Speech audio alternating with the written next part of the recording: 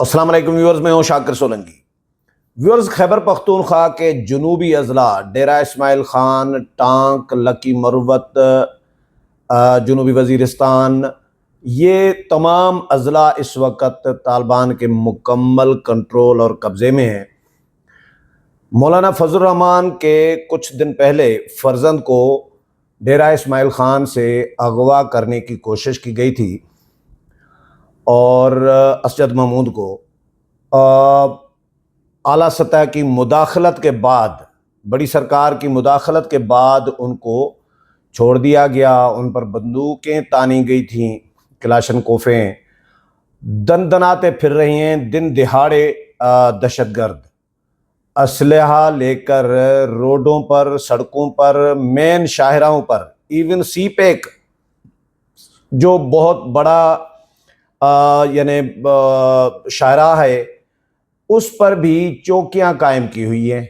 मुख्तलिफ शाहराहों पर चौकियां कायम की हुई हैं। मार्केट्स में लूट मार कर रहे हैं, भत्ताखोरी कर रही हैं सरेआम।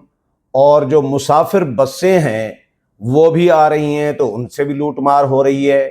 तो इस तरह हुकूमत नामी कोई चीज़ ही नहीं है इन अजला में, न रियासत की कोई रिट नज़र आ रही है।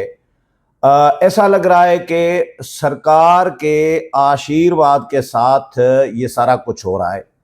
क्योंकि पाक फौज और सिक्योरिटी इदारे जो टारगेटेड ऑपरेशन कर रहे हैं इस वक्त पूरे मुल्क में जारी है, फितनतुल हिंदुस्तान, फितनतुल खवारिज के खिलाफ रोज़ाना की बुनियाद पर मुतअद्दिद टारगेटेड ऑपरेशन हो रहे हैं, लेकिन दहशतगर्दों की में कमी नहीं हो रही, उनका सफाया नहीं हो रहा। एक तो आपको याद होगा सवात में जो ऑपरेशन किया गया था, सवात मुकम्मल तौर पर तालिबान के कब्जे में था। सवात में पाकिस्तान का झंडा नहीं लहराया जा सकता था।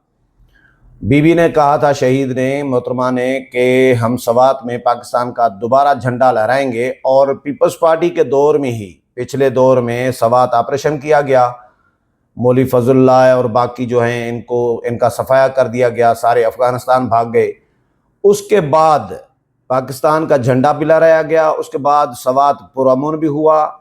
सवात में क्योंकि सियाह आते हैं, ज़ाहिर है सवात एक बहुत खूबसूरत इलाका है। सवात में बहुत सारी जो पिकनिक पॉइंट्स हैं वहाँ पे सियाह जाते हैं, मुल्क भर से जाते हैं, बाहर से आते हैं, तो वहाँ पे बिल्कुल पुरअमन कर दिया। लेकिन पीटीआई की हुकूमत ने दोबारा सवात में भी तालिबान को बसाया। वक्तन फ़वक्तन वो वारदातें अपनी कर रहे होते हैं। लेकिन आजकल फोकस जो है वो जनूबी अजला जो डेरा इस्माइल खान, टांक, लकी मरवत और जनूबी वज़ीरिस्तान वगैरह हैं, ये तमाम अजला इस वक्त मुकम्मल तौर पर तालिबान के कब्ज़े में हैं। और इसमें यह है कि दिन को यानी असर के बाद पुलिस जो है वो थानों से नहीं निकलती बाहर, थानों में छुप जाती है पुलिस। पुलिस डर रही होती है। पुलिस के पास इतने खौफनाक हथियार नहीं होते जितने तालिबान और दहशतगर्दों के पास होते हैं। ये कहाँ से इनको सप्लाई हो रही है, क्यों इनका खात्मा नहीं हो रहा, ये सवालात हैं। सूबाई हुकूमत कहाँ पर है?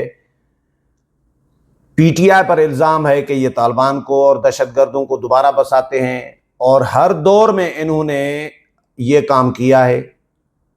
मिली भगत लग रही होती है पीटीआई की दहशतगर्दों के साथ, तालिबान के साथ। ये भी इल्ज़ाम आ रहे होते हैं कि पीटीआई जीतती भी तालिबान की मदद से है। पीटीआई के हक में तालिबान कैंपेन चलाते हैं अपने तरीके से। और दूसरी बात ये मज़ेदार और हैरत अंगेज़ बात है कि मौलाना फजल रहमान के बेटे असद महमूद को रोका गया, उनको अगवा करने की कोशिश की गई।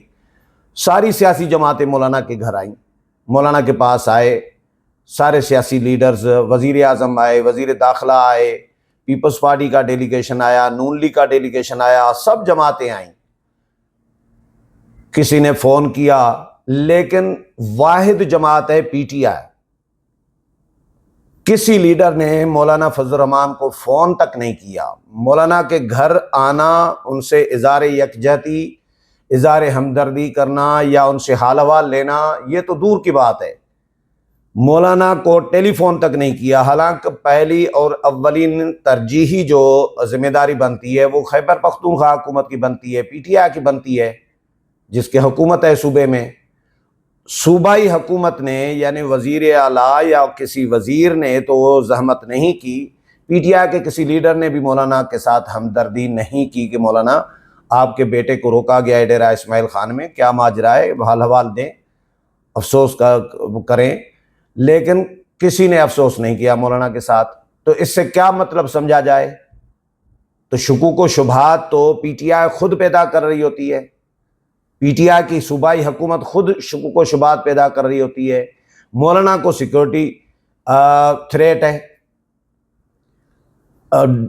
आईजी जो हैं एआईजी, वो लेटर लिख रहे होते हैं खैबर पख्तूनख्वा के मौलाना को, सीपीओ लिख रहे होते हैं डेरा इस्माइल खान के मौलाना को कि मौलाना अपनी सिक्योरिटी बढ़ा दें, अपनी मूवमेंट जो है वो कम कर दें, घर पर ज़्यादा सिक्योरिटी एहलकार मुकर्रर करें और आम पब्लिक गैदरिंग में न जाएं, जलसों में न जाएं। ये मौलाना को थ्रेट भेजे जा रहे होते हैं सूबाई हुकूमत की जानिब से। लेकिन सूबाई हुकूमत सिक्योरिटी मौलाना की टाइट करे, ये उनसे नहीं होता। सिर्फ आगाह कर देते हैं, नोटिस भेज देते हैं, लेटर भेज देते हैं कि मौलाना एहतियात करें। अभी वफाकी हुकूमत ने ये किया है, वफाकी वजीर दाखिला ने, मोहसिन नकवी ने एफसी तैनात की है मौलाना के डेरा इस्माइल खान की राजगाह पर। एफसी की चौकी कायम कर दी गई है। ये तो हुआ वफाकी हुकूमत की जानिब से इकदाम। लेकिन सूबाई हुकूमत का सूबे में काम है सिक्योरिटी फराहम करना, वो सूबाई हुकूमत कर नहीं रही। अली अमीन गंडापुर, अच्छा मौलाना को तो खतरा है, ये बता रहे होते हैं मौलाना को खतरा है। पीटीआई को क्यों खतरा नहीं है? पीटीआई को तो कोई खतरा नहीं है। पीटीआई को तो किसी बंदे को नहीं रोका जा रहा, किसी पीटीआई के लीडर को या किसी कारकुन को अगवा करने की कोशिश नहीं हो रही। पीटीआई के साथ रियायत बरती जा रही है तालिबान की जानिब से, दहशतगर्दों की जानिब से। वीडियोस मेरे पास आई हैं डेरा इस्माइल खान, टांक, लकी मरवत, मुख्तलिफ इलाकों की। उनमें सी पैक पे, मुख्तलिफ रोडों पे, शाहराहों पर जो आम शाहराह हैं, मार्केटों में मुसल्लह लोग तालिबान जो हैं वो दनदनाते फिर रहे हैं। कोई पुलिस, कोई सिपाही नज़र नहीं आ रहा, कोई एफसी नज़र नहीं आ रही, कोई सिक्योरिटी यानी अब अमला नहीं है कहीं भी, और तालिबान का मुकम्मल तौर पर राज है। ऐसा लग रहा है कि जैसे सूबाई हुकूमत ने इनको ये तकसीम करके दिए हों अजला कि भाई इन अजला में आपकी हुक्मरानी चलेगी, आपकी बादशाही चलेगी, बाकी ये अजला हैं, इनमें हमारी हुक्मरानी चलेगी, और जिन अजला में आपकी हुक्मरानी तालिबान की चलेगी उनमें हमारी पार्टी के बंदों को कुछ नहीं कहना, बाकी दूसरों को आप लूट मार जारी रखें, अगवा करें, जो भी करें वो आपको अलाउ है, कोई आपके खिलाफ ऑपरेशन भी नहीं होगा। सूबाई हुकूमत क्या कर रही है? मौलाना फजल रहमान ने एक बड़ा सवाल उठाया पाक फौज के हवाले से भी कि हमारी पाक फौज इतनी ताकतवर है माशाल्लाह कि भारत जो हमसे 5 गुना 6 गुना ज़्यादा बड़ा मुल्क है, उनकी इकानमी हमसे ज़्यादा है, उनके दिफाई सलाहियत हमसे ज़्यादा है, लेकिन फ़ौज हमसे ज़्यादा है। लेकिन उसी भारत को पाक फौज ने 4 घंटे में घुटने टेकने पर मजबूर किया।